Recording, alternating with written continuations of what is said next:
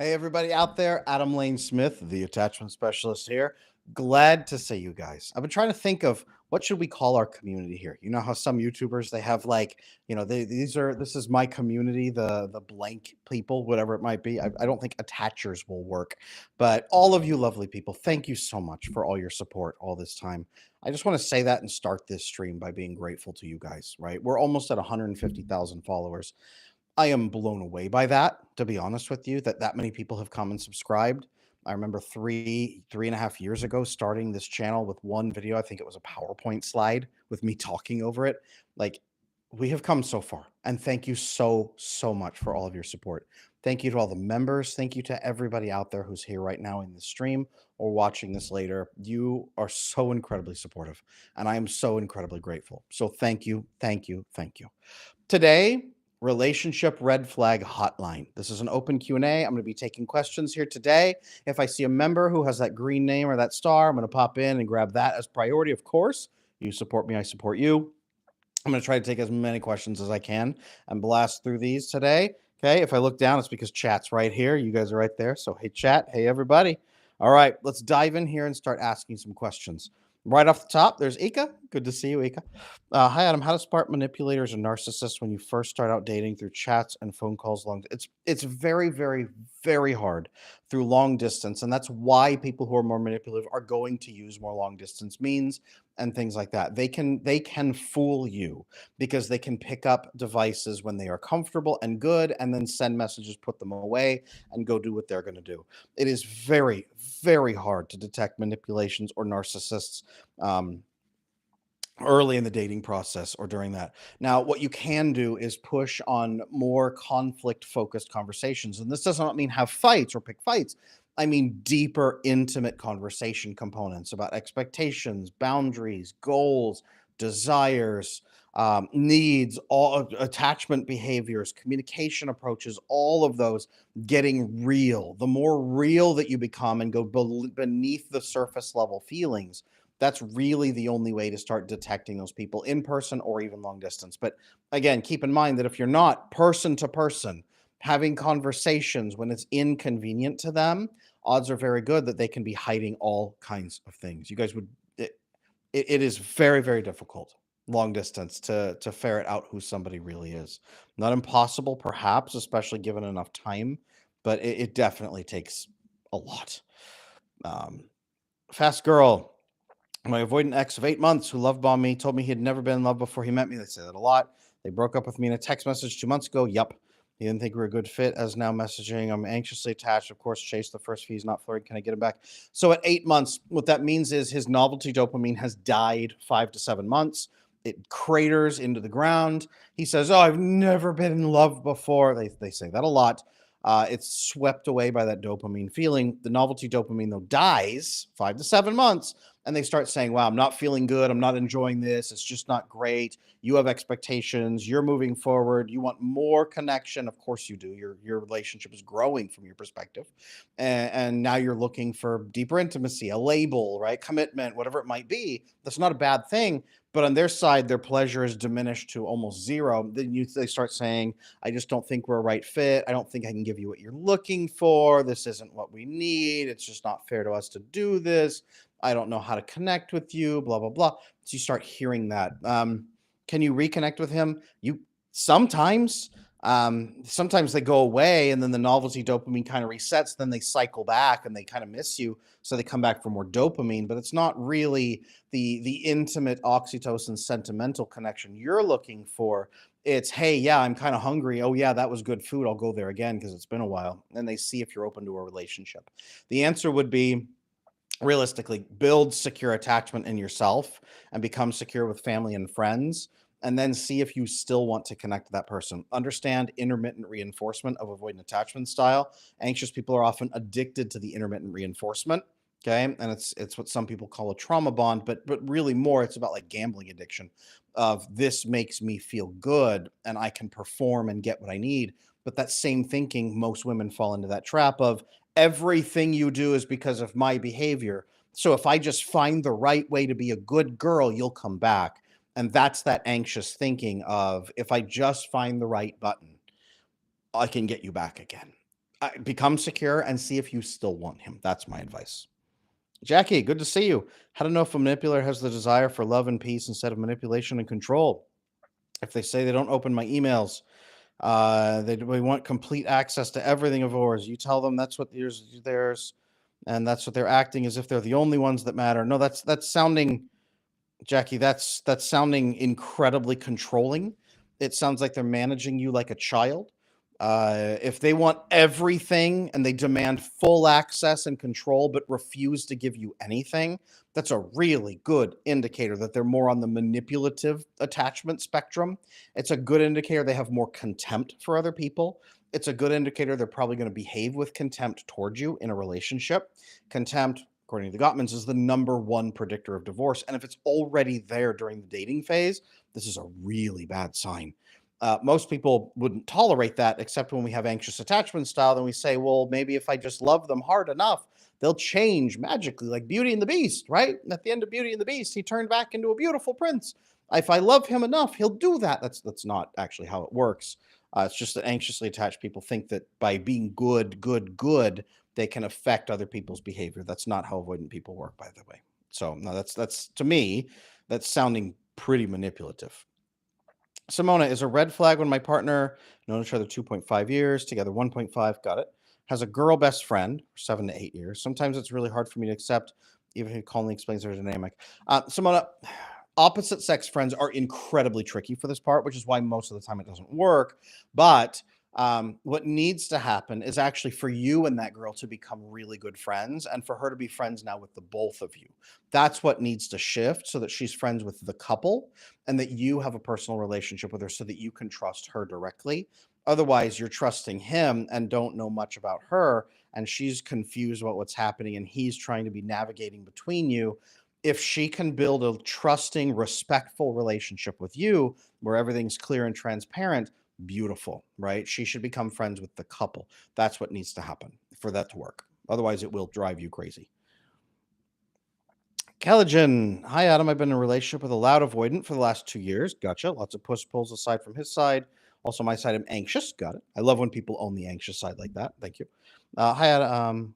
I'm trying to heal myself and notice mine his patterns, and he's noticing it too. Good. He's trying to stay calm during conflict. Excellent. Or comes back right afterward to apologize. Good.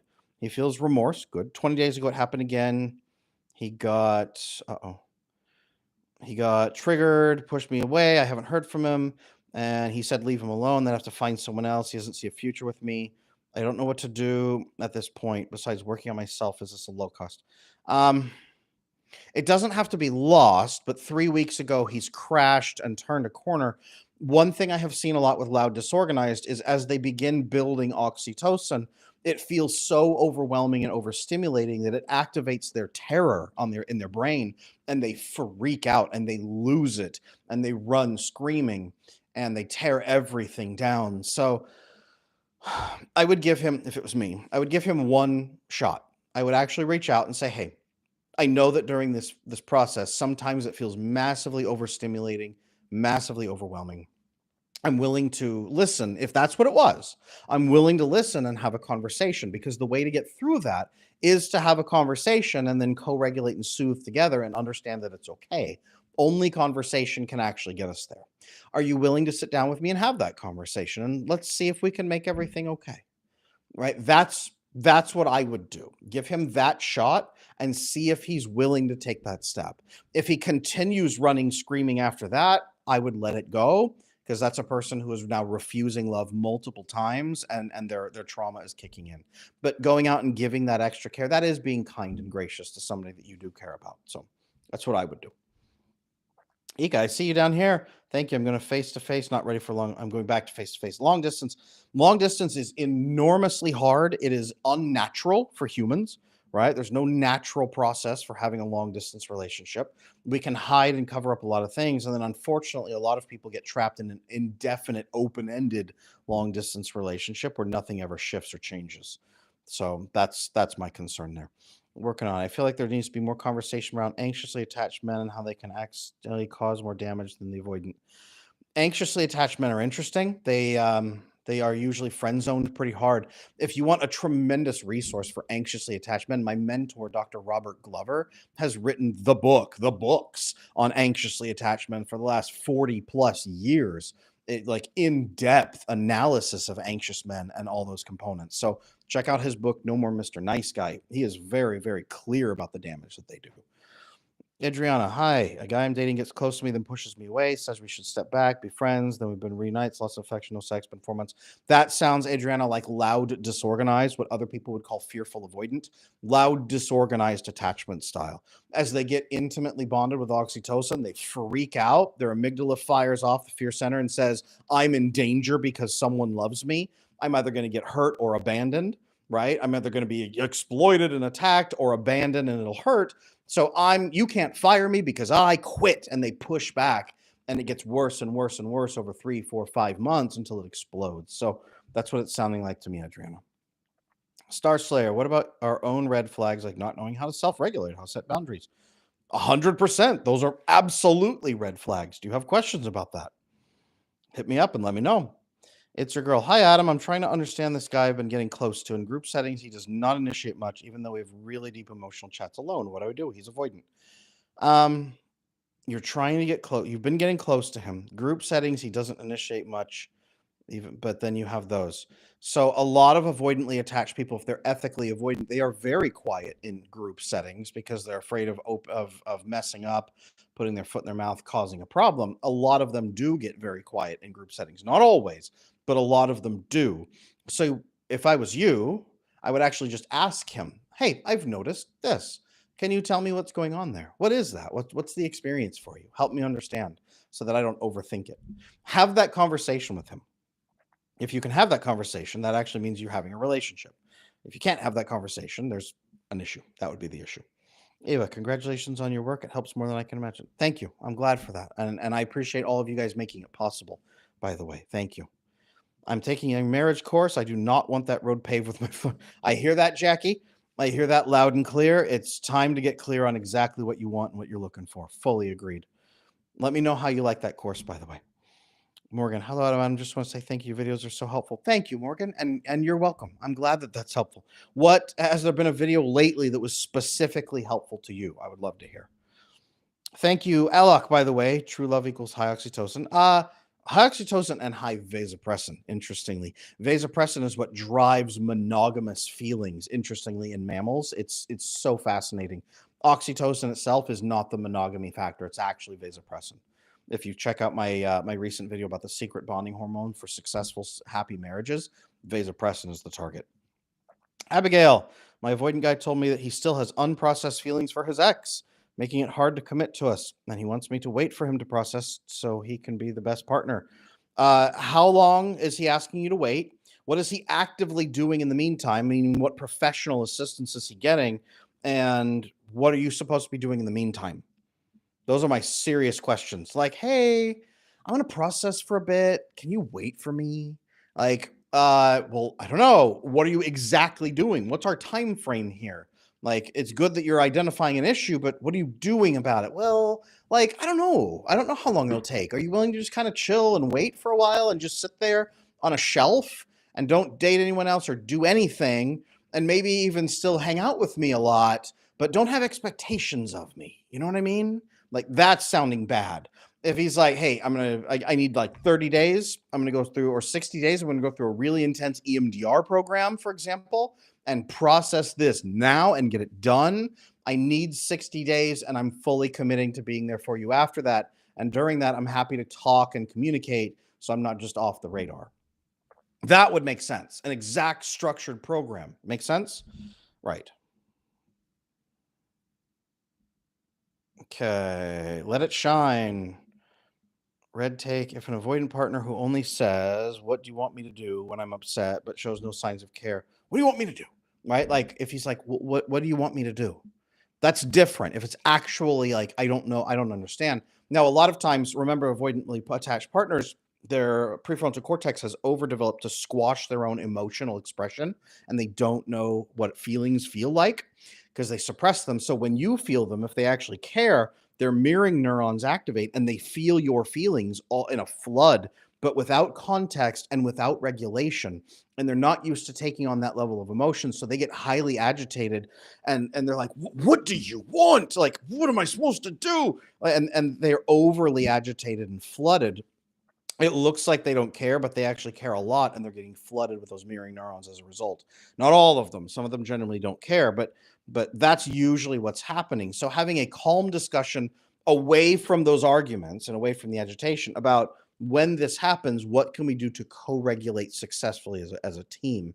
What do you need and what do I need? That's a better place. Not in the moment, frantically angry, agitated, crying, trying to figure out what to do. That's not the time and place, but that's generally what's happening there. I'm skipping for members really quick. Ashley, thank you for your support. And I'm going to take your question right now first. After therapy and healing, I have no interest in working on my toxic marriage.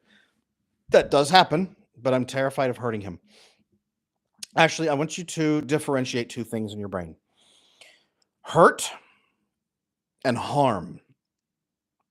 Hurt is short term inconvenience, sadness, even anger, short term, that does not leave lasting damage, but it does cause discomfort and unhappiness now. Okay. Harm, long-term damage, usually through neglect, lack of care, abuse, long-term negative impact that's more and more poisonous and grows worse and worse over time, more scars, damaging, that's going to shift them away from healthy behavior patterns. Okay. A lot of times, by being afraid to inflict a little bit of hurt with truth, we actually do lasting harm to people, because eventually the truth is going to come out, and it's going to come out at the worst possible moment with no warning left. And they have seconds to scramble and make up for it instead of being warned 6 months ahead of time. Right. So by being afraid to hurt people, we often harm them or harm ourselves or harm those around us. So differentiate hurt and harm, resolve to do no harm, and understand short term the hurt. If you must do it, talk to the person and explain the context of why it's happening.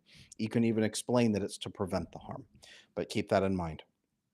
We must not harm each other. We must not harm people, but sometimes hurt is unavoidable. Look, I see your question. Um, I am very much of the mindset that people have very damaging, painful backgrounds. Some people do. Um, I do not believe that people are broken forever. I think that everything can be overcome. And I'm saying that as a person, my earliest gig as a licensed therapist was taking murder confessions from death penalty inmates.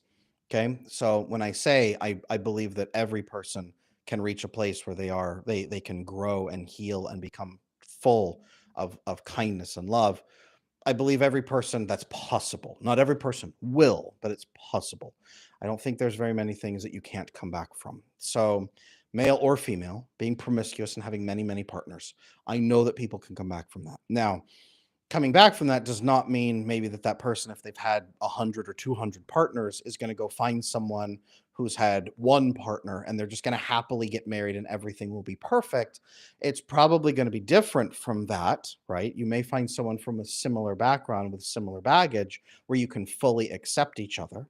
We all have hangups, we all have baggage, we all have issues, and people have different values. So a person with one partner is going to have a harder time usually connecting with and understanding and trusting a person with 100 or 200 partners. It's just a huge discrepancy in experience, understanding, all kinds of pieces.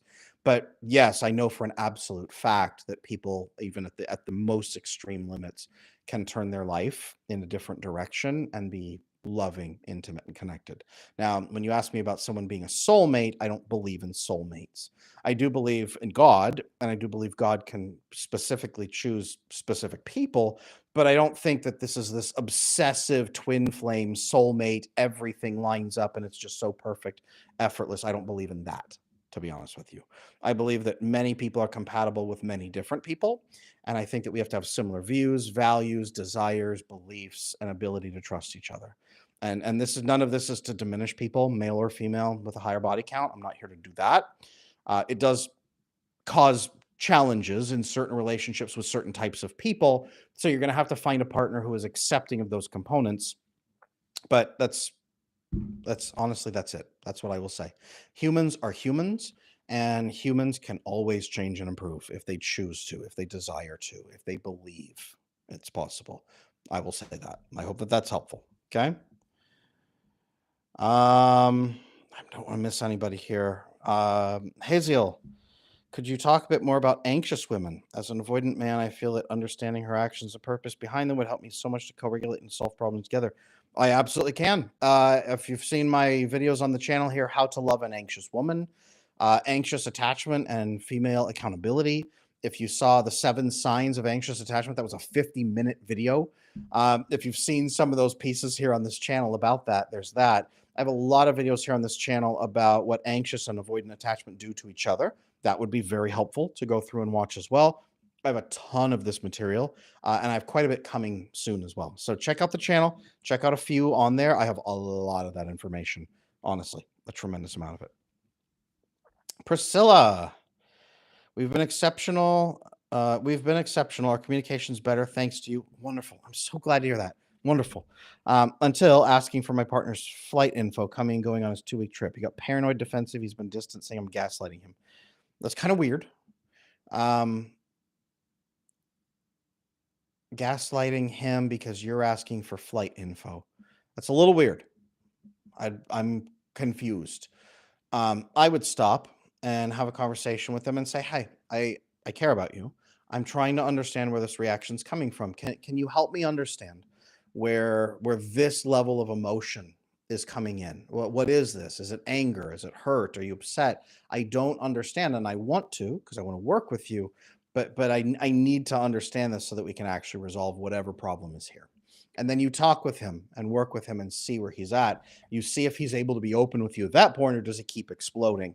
If he keeps exploding at that point, I start being concerned about what that person's hiding, because now they're hiding something, if that makes sense. Doesn't mean they're cheating on you necessarily. Often it does, but that doesn't mean necessarily exactly what it is at the first moment. But that's what I look for. When people have a big reaction, calm them down, work with them and ask them to help you understand, and then try to be with them and co-regulate like that. And if they still refuse, now we've got an issue. The first reaction is not the one that I give up on, if that makes sense.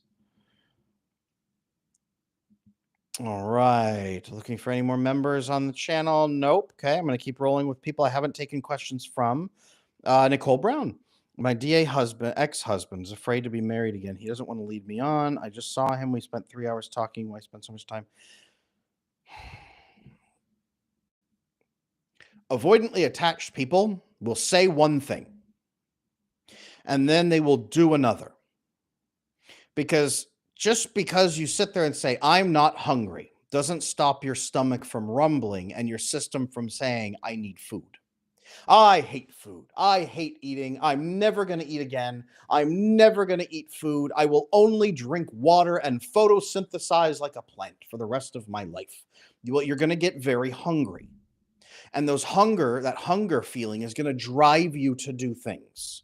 It's going to drive you to meet that hunger in a variety of ways. Now, if you continue to say food is evil and I hate it, you're going to start eating weird junk foods and binging and then running away. Now, this is avoidantly attached people who deny that craving for relationship. So they will sit and spend time. Sorry, guys. They will sit and spend time with you. They will actually have sex with you. They will try to reintegrate with. They'll do all kinds of things. But because they're sitting there saying relationships are bad and evil and I will never do it again, it will be confusing for you and for them. So I highly recommend that you take those people at their word and understand that they're living in complete chaos and there's nothing you can do to convince them to come out of it. They have to grow out of that if they want to. You can't save them. And a lot of women come along and try to save them from that. That's the issue. Marina, my avoidant situationship is stonewalling me after hinting he came to see me for me. Interesting. How can I get him to stop pulling away and not fear his feelings? This is right back to anxiously attached women believe that if they just love someone hard enough, that person will have an awakening that she's the perfect human being on the planet for loving and for kindness, and that person will give them all that love. It's because when you were a child, you were in your crib screaming and crying, and nobody was coming to get you, and eventually you stopped screaming and crying, or you acted in a certain way. They came in, and then you were super bubbly and happy and like, please, please, please pick me up. than they did. And you learned, okay, if I'm good and stop fussing, and then when I see them, I make them happy, then they'll take care of me. So I get reactions based on how good I am. Then your brain says, well, he says he hates relationships. He hates me. He murders people. He kills puppies for fun. He hates every relationship, and he says that they make him nauseous. But if I'm good enough, if I give him enough sex, he'll let go of all of those thoughts, and everything will turn to love and joy and rainbows. And this is what women in their head constantly are doing when they're like, he says he hates relationships and he would rather die than be in one. How can I have sex with him to make him change his mind? Right? And that's what Cosmopolitan magazine is about, right? 17 ways to explode his penis and give him a heart attack, right? Like that's the thinking. If I just have sex with him in the right way, he will change his entire view on life. All his trauma will go away, and it will be just like a romantic movie where he falls in love with me at the end. That's what anxiously attached women are often thinking. I'm not just saying this at you, I'm saying this in general for every woman who's listening. This is the message I want to send.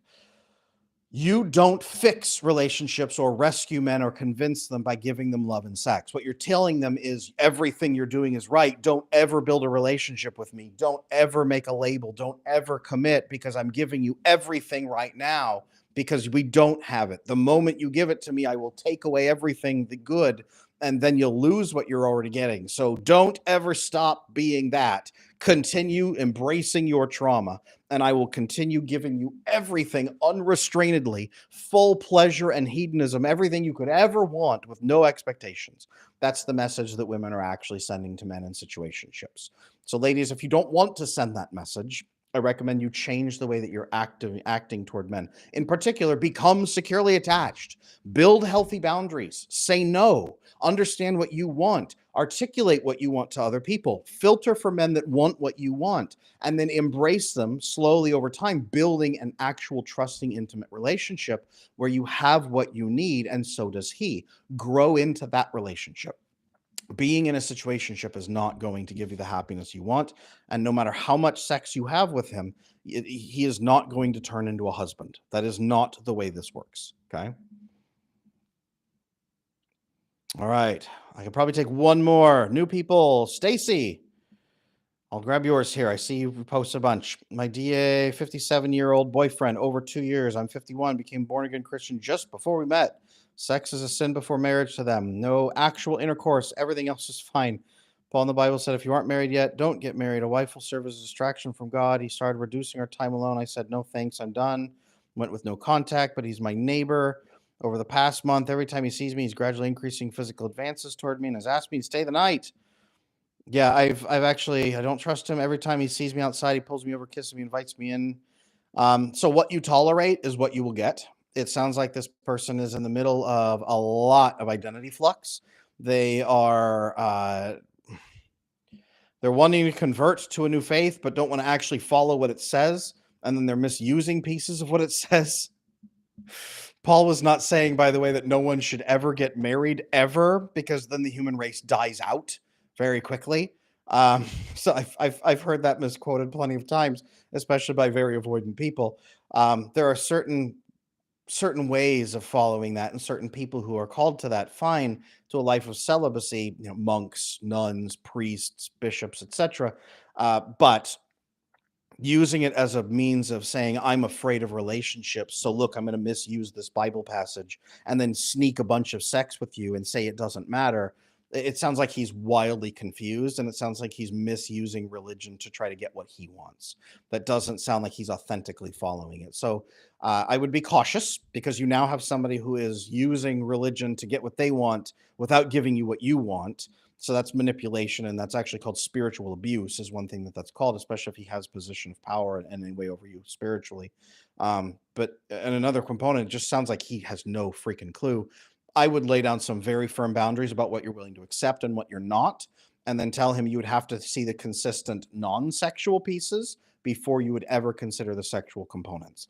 It sounds like to him, he needs to get that figured out too, so that he's actually living in alignment with his beliefs instead of not living in alignment with them, yelling at you, saying that you're the tempting Jezebel and that you're ruining his life, and then he can sit there and blame you for all his spiritual unhappiness. So I would step away, decide what you're willing to accept, decide what you're not, build your boundaries, inform him of them, see what he does at that point. It does not sound like this is a person you probably want what you want to be with. Okay, to me, sounds like somebody who's very deeply confused and probably needs some very extensive spiritual guidance from someone who actually knows what they're talking about, not from wherever he's getting his weird sources. That's what I would say. All right. Great conversation today, all of you. Wonderful questions. Thank you for your trust. I hope these answers have been helpful. I am encouraged by everybody saying that you're getting better, people taking my marriage course, everybody going through that work and doing that diligent work. The answer to almost everything here is become securely attached and then live securely in your relationships by applying boundaries, saying no, asking questions, clarifying, being clear about what you want, connecting to people that want what you want instead of what you don't want, and building that. That is, when I say become secure, that's what I mean. All the things to get what you want and be who you want to be instead of living adapting to other people and endlessly giving in to what you don't want. That's my encouragement. Build secure attachment. That's why I'm here to teach you this, so that you can get those relationships. All right, you guys, take care of yourselves. I'm here to help. I will be back on Saturday. It's scheduled here on the channel. Go click into the live streams. It says upcoming. Jump into that. Activate it, sign up for notifications so you get notified on Saturday. I will be here. Let's have an excellent conversation, more Q&A there, and I will take care of you. All right, guys, be good, be secure, and don't be in situationships. No judgment, just you're not going to be happy there. That's really all. So rethink those and then ask yourself why you're settling for that. Take care of yourselves. I'll see you next time.